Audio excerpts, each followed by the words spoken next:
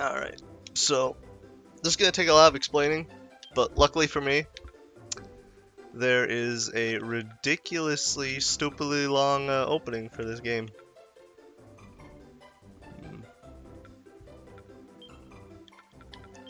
I mean, I shouldn't say stupidly long. I really enjoy this game. So, what I'm doing is I'm doing a Nuzlocke, and I am basing all of my characters, hang on, off of the My Hero Fantasy AU versions of the characters, because I thought that'd be fun. And I kind of went into way more, I put way more thought into each of the characters than I really should have, probably, since they're most likely just gonna die right away. But since I've never seen or heard of anyone doing a Nuzlocke with Dragon Quest IX, I decided to write up my own rule sheet, which will be in the description of the video. So I'm just gonna go over that during this opening.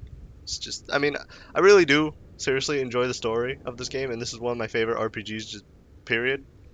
But I've watched this opening so many times. I have like 2,000 plus hours in this game.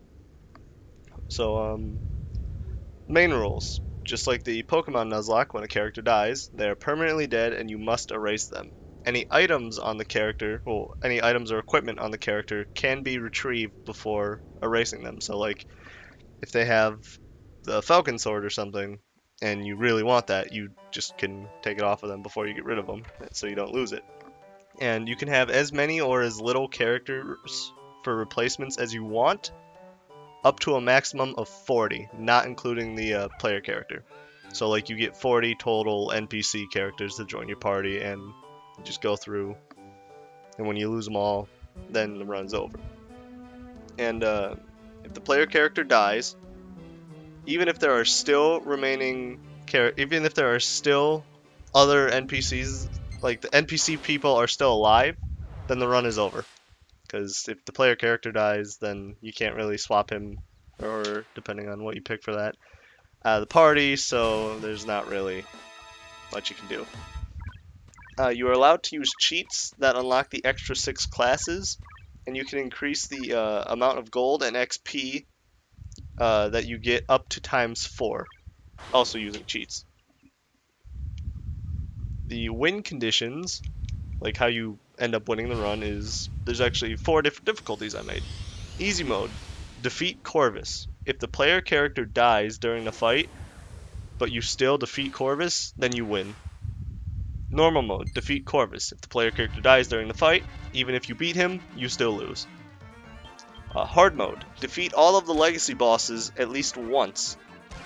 Insane mode, defeat all of the legacy bosses after leveling them up to level 99. And I put some mercy rules, which for this first attempt at this run, I'm going to be playing with all the mercy rules. You may revive any dead character once per battle, as long as the revive happens during the battle. This can be done a total of 3 times per character, and an unlimited amount of times for the player character. If you do not revive the player character during a battle, you can continue the run and revive the player character by sacrificing a currently living party member and all of the items and equipment currently on them. So basically, you take one of the people in your party, you just delete all of the gear they have, delete all the items they have, and then erase them. And then you can continue the run and revive the player character. So it's basically just stealing one person's shit for the players. And you can use the cheat that guarantees the 2% drop off the grotto bosses, but only after you kill them 5 times in a row. So like if you want the gauntlets off of Equinox, you need to kill them 5 times in a row without getting it. If you kill them 4 times and then you get it and then you kill them a 5th time, that doesn't count as the 5th time. So you have to kill them 5 times in a row without getting the drop, and then you can use the cheat that guarantees you'll get the drop. This must be done each time you want a copy of the drop. So those are 3 mercy rules. And I also have some challenge rules that I may play later on, but I won't be using them in this run. So for this run, I'll be playing on hard mode, so that's beat all of the legacy bosses at least once. And for the NPC characters, I actually have a list and a random name generator, or random name picker. that has as many of the fantasy AU characters I could get, because I didn't want to use the adults like All Might and Endeavor, because I really couldn't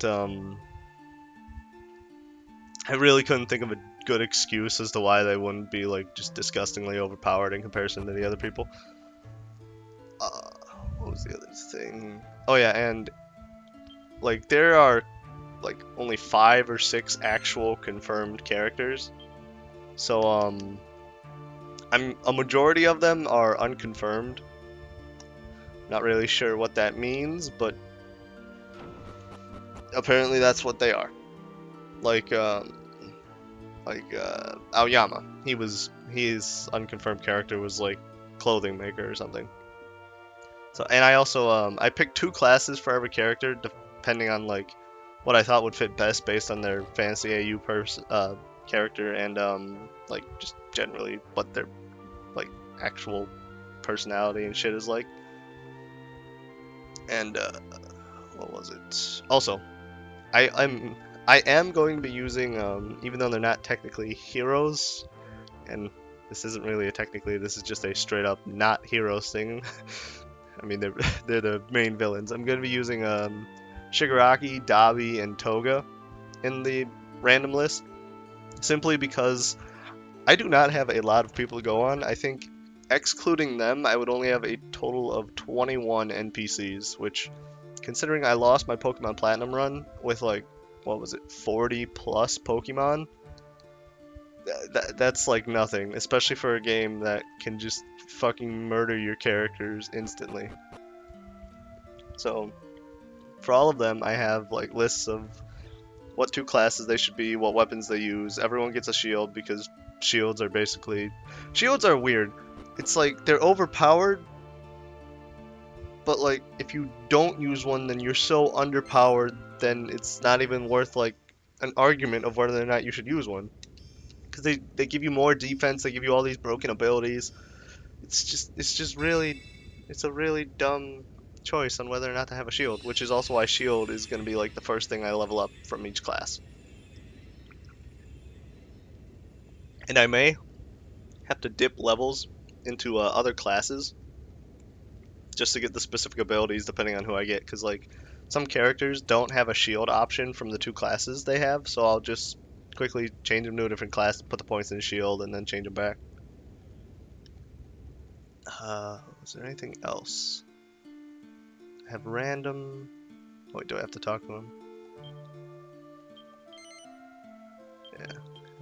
Okay, yeah, now I just go back down and go back to Angel Falls. Alright, I should change... Whoop, wrong button. So used to DS. No. Yeah. I didn't pick the colors because I didn't think about that, but for most of the people, the colors should be pretty easy. Like if I get Kaminari, I'm gonna make him yellow. If I get Kirishima, I'm gonna make him red. Like for the little icon thing. Also, in case it wasn't obvious by how much my character does not really look like Bakugo,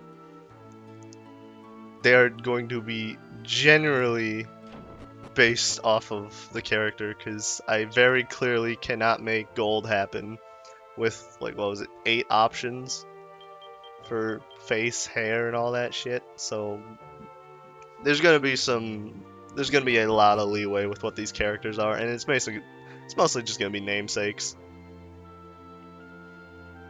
I think that's it for rules. I am playing with the ×4 XP gold and the cheat to unlock all the classes. At least I hope I am. I hope those are up and I don't have to minimize the screen to get those activated.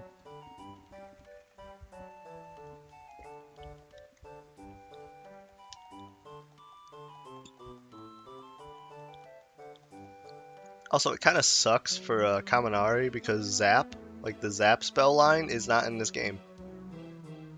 So, like, it got replaced by the Boom spell line. So, like, there's no lightning magic at all. So, you know, making him was way harder. Because, I mean, without lightning, I think I gave him a sword. No, I gave him a bow. But, like, I may end up, like, giving him sword as a secondary. Simply because of Giga Slash. Because that's, like, the one lightning move. And, even though, like, Deku and Bakugo both use great swords, I gave Deku a regular sword and Bakugo an axe because, like, Deku is seen using a regular sword until, like, he gets the, split sword or whatever it's called from All Might. Because he and Bakugo share that. And I gave Bakugo an axe because I figured, you know, it's the closest thing to a great sword, and I don't really know if he was just using, like, a regular sword or something before getting the, great sword. Plus, I'm also not really sure how in-depth the, fantasy AU is, outside of, like, a few pictures here and there and a little description. I still love what the fantasy AU is, though, how it's like fucking the way Deku sees his life. So it's not an AU, it's a fan fiction. It's great. It's the funniest shit I've ever heard. Oh, no, second, few other funny things about it. He sees everyone in the Todoroki family as like a prince or a princess, and he sees like Endeavor and whatever Todoroki's mom's name is, because I always forget it, as a king and queen. And Dabi's unconfirmed description was former prince, so if that does get confirmed, it means that Deku, like the entire time, was part of the Dabi as a Todoroki conspiracy people. Which, I mean, there is so much evidence that says he is. Like, there is a unrealistic, significant amount of evidence that says he is. It's kind of getting ridiculous. But the other funny thing was, he literally just sees Toga as a straight up vampire. And I don't think, and why that's funny to me is, I don't think he's ever actually seen her, like, steal people's blood. Like, he's only ever seen her, like, doing that weird ass smile where her fangs are out.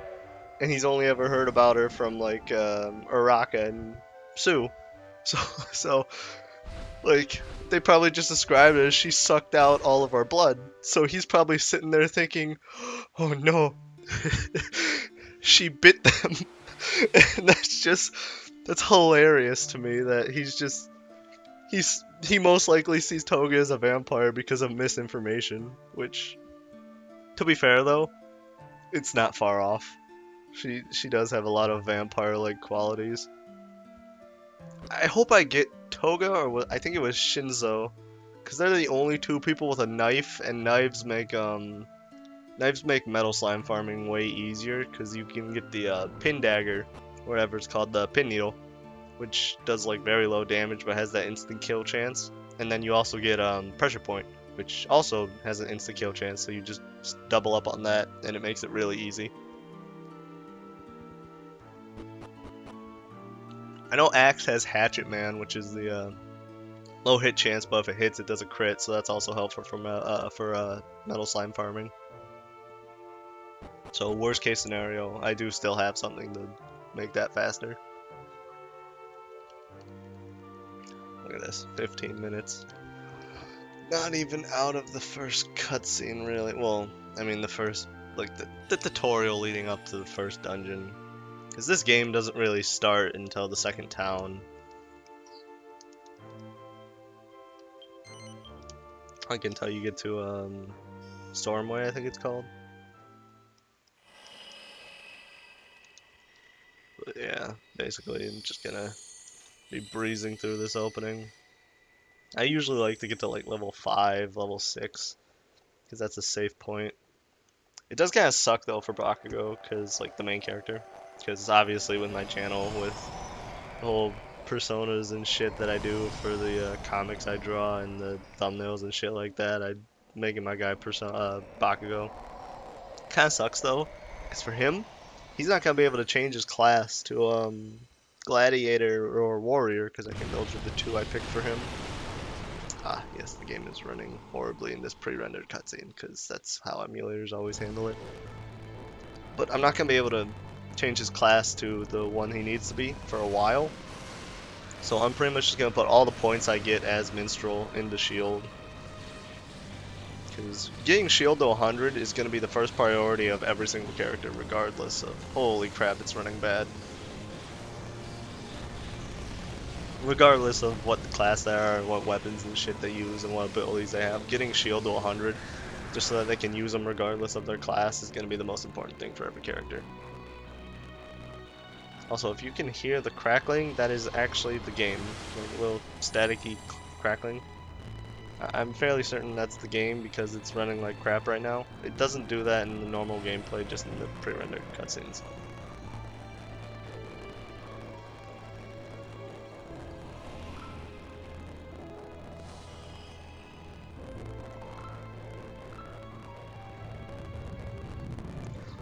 I really hope Dragon Quest IX gets a remake on Switch or something though. That would, I would just disappear for so long, dude. Like, seriously.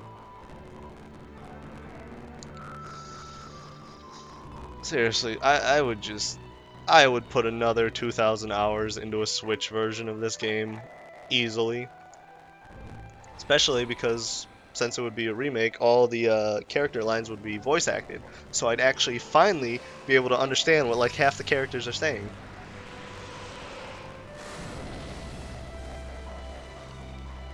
God, it's so laggy. It's so laggy in these pre-rendered cutscenes.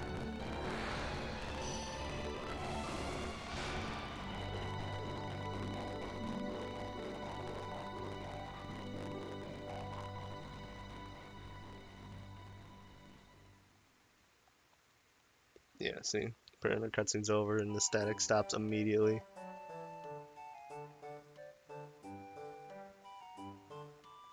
This entire first episode is basically just gonna be me trying to run through the opening.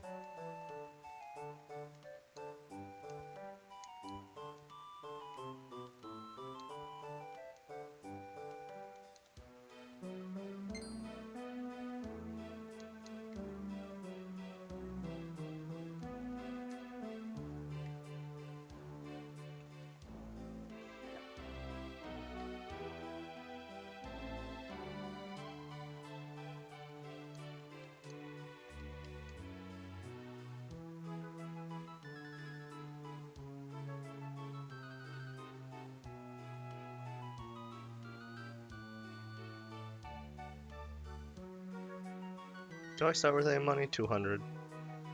Is that enough to buy the soldier's sword? Because I do need that before going to the dungeon. I don't need a shield, because there is a shield directly in the dungeon, so that's... I can just grab that.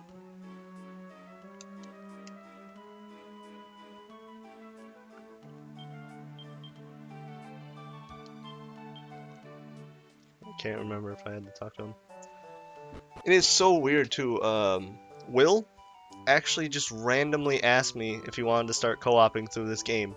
Like fucking yesterday, right before I was gonna start this up. And I hadn't talked to him about Dragon Quest, I hadn't mentioned Dragon Quest, I hadn't done anything even that would suggest whipping out this old 10-year-old DS game.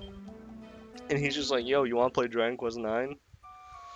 I'm like, fuck yeah, I wanna play Dragon Quest 9, but where the fuck did this come from, dude? So we got up to the Contagion. Like, we beat it. We beat that dungeon. And I was just laughing my ass off, though. Because he had never really progressed anywhere past the first dungeon. Because we always said we were going to co-op it, and then we just never did. So... But he had never really progressed past the first dungeon, so I was letting him go in and do the cutscenes and shit. Like, watching all of it. And he got to the part after the Contagion fight, and he walks into the chick's house, and the first thing he says is like, "Yo, wake up, bitch! What are you, dead or something?" And I'm just sitting there trying not to lose it as the dude's as the chick's husband comes in and goes, "Oh my God, she's not breathing," and he just looks at me. He just looks at me like, "You fucking knew, didn't you, you bastard?" And like, I got this stupid ass smile on my face trying to hold back the laughter. It was great. This part's pretty simple. I'm gonna try and do a few fights on the way though. Just get me to level like 3, 4 before I go into the dungeon. I can do them on the way back though, or I just won't run away when people charge at me. Easiest way to do it. Oh, I start level 2? I thought I started at level 1. Okay, well there's the leveling I needed.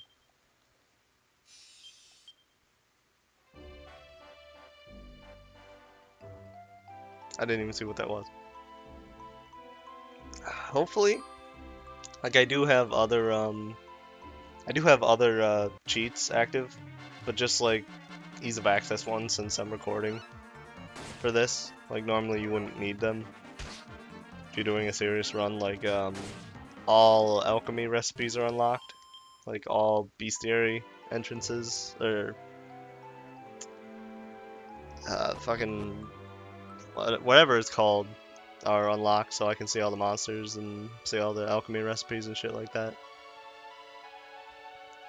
And that's just for like to make things easier, because you don't need the recipes for alchemy. They're just there for like if you don't know them, here's what you can do. So since I don't want to have to waste time constantly looking up recipes or finding or hunting down bookshelves, I just use cheats that give me all that shit.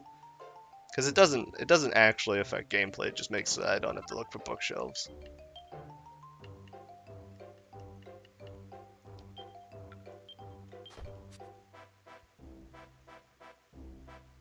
Now, what I am hoping to do here, like throughout this run, is keep the first 3 people I get. That would be great. However, there was a good chance I could just continuously lose party members until I get lucky, because there is a pretty decent chance that I just don't get a healer in the party. Or I could also get screwed over and get like 3 healers. Which is why doing it this way with the predetermined classes and shit is pretty risky, but you know, should be pretty fun. Make it so that I actually have to kind of think about what the characters are and what moves they can use and shit like that, instead of just, okay, let's make the most broken possible combination of abilities and shit ever.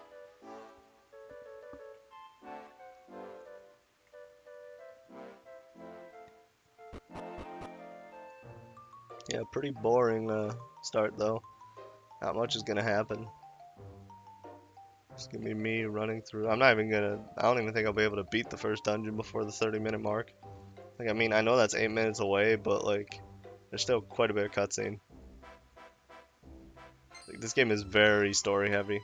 I would love if there was an option to just disable all cutscenes entirely for doing like Nuzlocke. Cause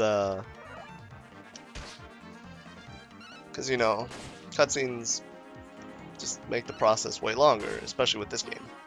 And that's why randomizers shut them off, because they just make it longer, and randomizers are just supposed to be, hey, you've played this game enough times to where you know the story, so might as well just not make you sit through like hours and hours of cutscene, right? So I would love if there was something like that for this game.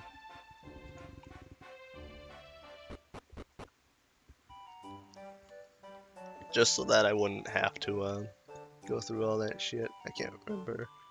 Like, I know I've played this a lot, but I always... Like, I know a general idea of what to do, but I can't remember if I have to... Do I gotta talk to the chick upstairs? Oh, she's not up there. Yeah, she's at the inn. And then after Ivan leaves, then you just immediately head to the dungeon. So, I'll be buying the soldier sword on the way. Why did I go into the church? That is another thing though, with saving is going to be kind of rough, but it shouldn't be that necessary, because the main purpose of saving, outside of like actually saving the game, is to I don't know, I need to talk to his dad, is to like teleport you back to a nearby location when you get a party wipe. But since if I get a party wipe, the run is over, there's no real point. Also, I really hate how you don't get that shade of blonde. The shade of blonde that Ivan has, that's just straight up not a color option for your hair. Like that shade of blonde is perfect for so many things, and yet you gotta go with this super golden color. Like, when you see blonde people, how many times is their hair actually like this super gold kind of blonde? Like, maybe 1 out of 10 times. Might as well see what's in the treasure chest down here. Even though blue chests are pretty much going to be worthless until I get to grottos. And even though it's not necessary... Oh, hang on. Oh, I have to wait until I get Fairy Bitch or whatever the fuck her name is. I think it's Stella. To see the battle record. I also have cheat codes that make it so that I can access all the DLC and shit, just because, you know, one, I'm on emulator, so I can't exactly connect to the internet, even if it was still around, but, you know, just to do all that shit. Ugh, sorry.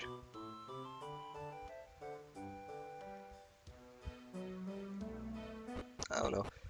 If I rush, and this is like some supreme rushing, I may be able to make it to the dungeon. This guy decides to be a bastard. Like, I may be able to beat the dungeon within the next 3.5 minutes, or at the very least get to the boss.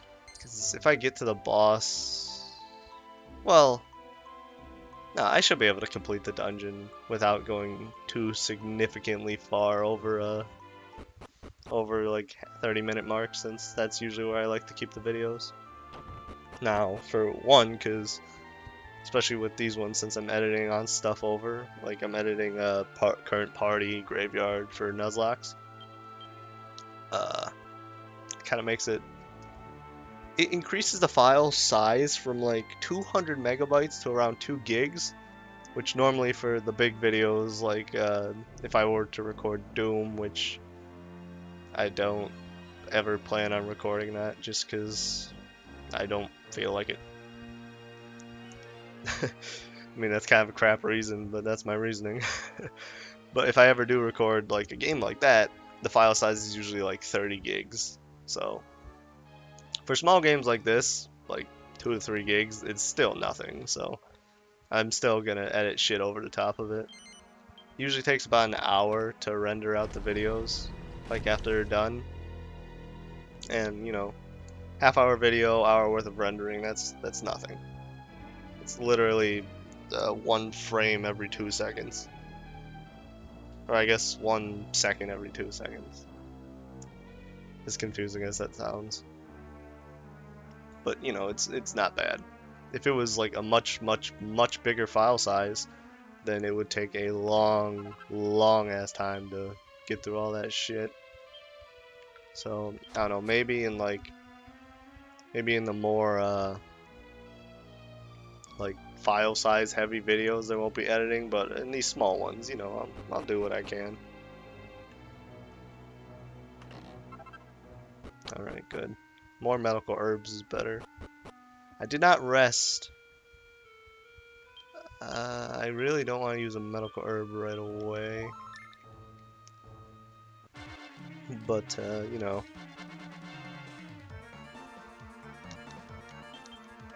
I don't want to waste MP either.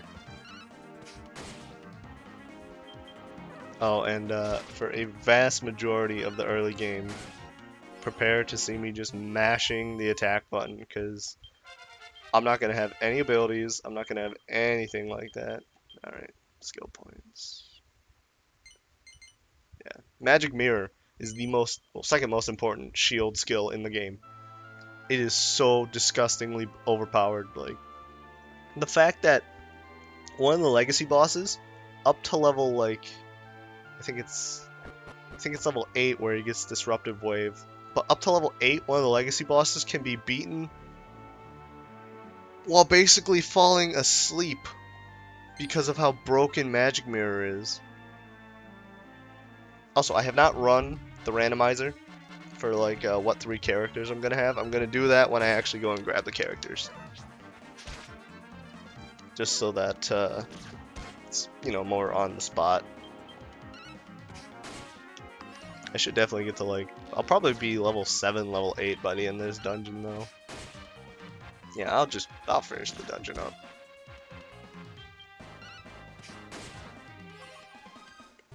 And I'll probably explain my thought process for like why I picked each class and abilities and shit like that for each character. Hang on. Oh, when I click off screen, by the way, it freezes the game, so... Oh no, it just makes so I can't interact with it. So like if I do, I have to click back on, just so that I don't get screwed over by something. But for Bakugo, his two classes were going to be Warrior, Gladiator, and he was going to be using axes. That's just because like his super angry... Oh shit, Mecha Maya. Alright, I'll get rid of the spirit first. See, the mechas are a problem because they just suck ass, dude. Yeah, go ahead, cast Accelerate. As long as I can kill that guy, I don't care what you do. 'Cause he's definitely faster than me. So...